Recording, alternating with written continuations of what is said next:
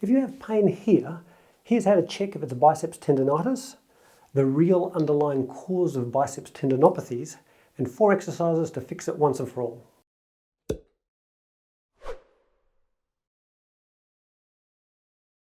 Pain at the front of the shoulder can come from several things, but it's more likely to be your biceps tendon if you have a few of these.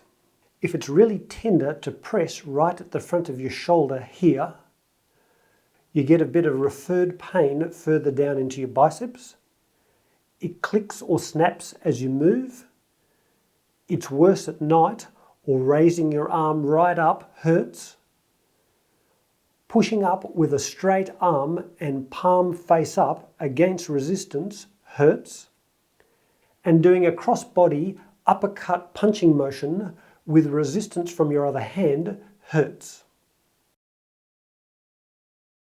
There's 2 tendons at the top of the biceps, but only one of them, the long head of the biceps that passes over the front of the arm bone, tends to get tendinitis or tendinopathy as we call it now. Why? Because in a lot of us, our shoulders tend to sit forward, which stretches and strains this tendon. And 2, this tendon passes deep into the shoulder, and it can get compressed between the head of the humerus and the acromial part of the shoulder blade when we lift our arm, if our shoulder is unstable and rides up in the joint. Research shows a strong connection between this type of impingement and biceps tendon disorders. So yes, you do need to rehab your actual biceps muscle, and I'll show you the 2 best ways to do that. But if you don't do exercises to pull the head of the humerus back within the shoulder to reduce strain on the tendon, and do something to stabilize the shoulder and stop that impingement within the shoulder, there's a good chance you won't get anywhere. So let's start off with drawing the head of the humerus back within the joint, which many treatments neglect.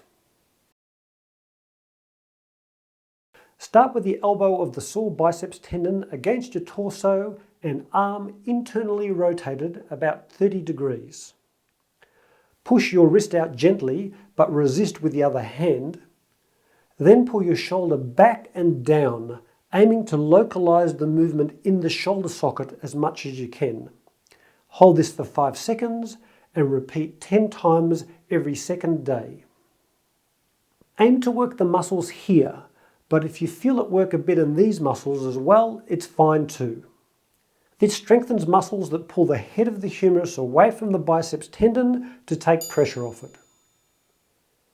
As you pull your shoulder back, you can even aim to pull it out slightly on that 30-degree plane to help the head of the humerus move more cleanly along the natural plane of the shoulder. For exercise 2, press your elbow gently against your torso, externally rotate your arm as far as feels comfortable, and then pull your wrist back with your other hand as far as it comfortably goes, but resist it as it moves. Repeat this, doing 3 sets of 10 every second day, increasing the resistance over time. But just start with 1 set of 10 the first day to see how you go. Try to keep that shoulder back and down a little bit, like in the first exercise, as you go. This resisted movement strengthens the rotator cuff, which stabilizes the head of the humerus so it doesn't ride up within the joint and impinge that biceps tendon. Now there's more that you can do to reduce impingement within the shoulder, and I'll discuss that at the end of this video. Next, we want to work on the biceps itself. Grab a light weight, bend your elbow to 90 degrees, use the other hand to help flex your shoulder up to 90 degrees, and then slowly lower the weight.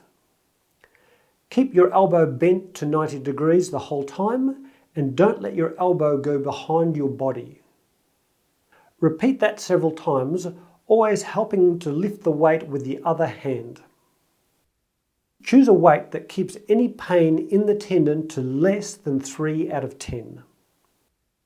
Over time, slowly work towards 3 sets of 10, but start with only about 5 to 7 reps total for the first day, even if it feels good, because tendinopathy is notorious for getting sore several hours after exercise. This exercise strengthens the biceps tendon using eccentric contraction, which is great for tendon rehab. It mobilizes the tendon within its groove to help break up any adhesions. And it's a very gentle action for the biceps because of the minor role the biceps plays in shoulder flexion, and that makes it a good place to start.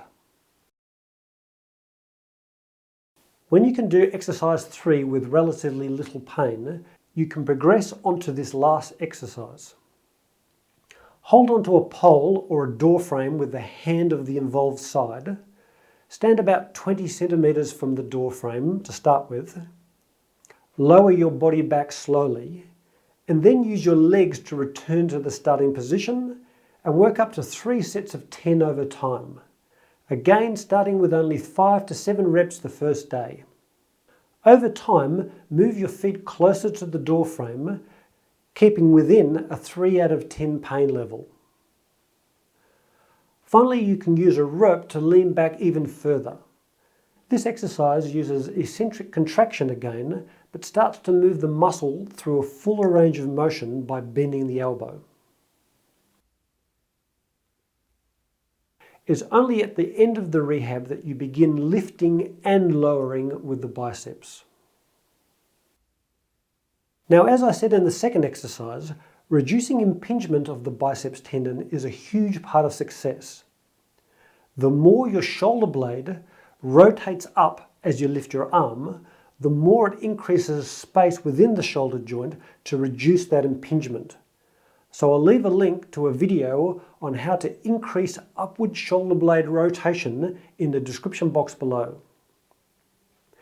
And if you're interested in the 3 essential exercises everyone in the world should do, I'll leave a link for that too. Anyway, there you go. I hope you liked the video. If you did, please consider liking and subscribing because it always really helps. And let me know how you go in the comment section below. Okay, cheers.